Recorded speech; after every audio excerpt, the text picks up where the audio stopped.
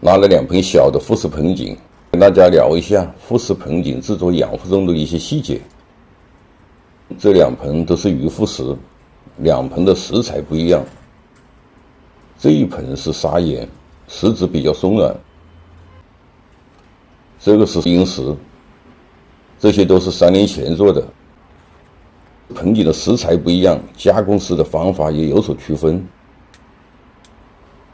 做复式盆景，根与杆的走向和固定方式是成型的关键。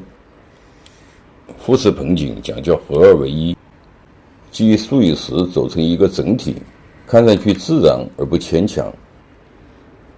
对复式盆景的固定，实际上就是一种压迫，要迫使根干改变它的生长方向，而与石复合。要达到这种效果，在操作时要找准它的受力点。只有根干与石的接触面承受够大的压力，复石才能形成。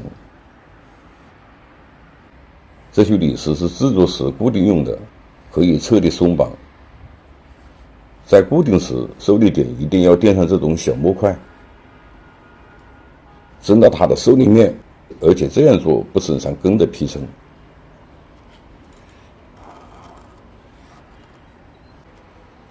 对这种质地不硬的石头，外观的石纹不是很明显，少了点怪石嶙峋的味道，我们可以对它进行适当的加工。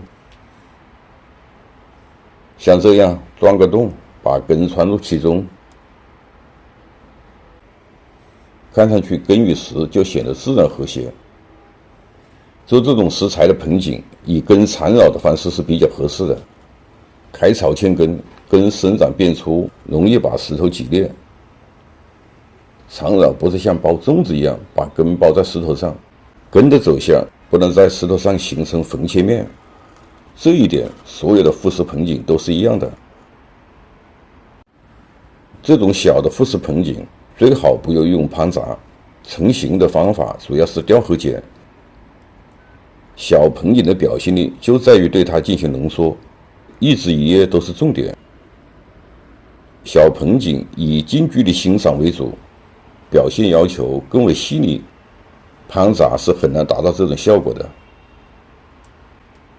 在复式盆景制作中，树的表现形式多见于下旋和斜飘这2种，这2种造型方式也比较符合自然生成状态。这一盆是双杆斜飘，双杆重复，有强化树势的表现力。对小盆景的修剪不能强留，宁缺毋滥是一个原则，缺可以补，但影响美观。做盆景的目标是以求真实自然的表现。那些你舍不得剪的枝，长得再好，存在于盆景中，表现不自然也是多余的。像这种重复、下行、交叉等枝，要趁早的把它剪掉。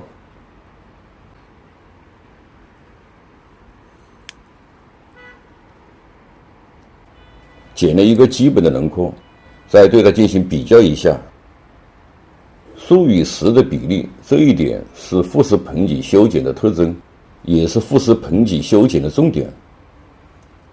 与树桩盆景不同，复式盆景是树与石的结合，树石盆3者都要兼顾，比例要协调，而不是像树桩盆景只考虑树与盆的搭配。谢谢您的收看，我们下期见。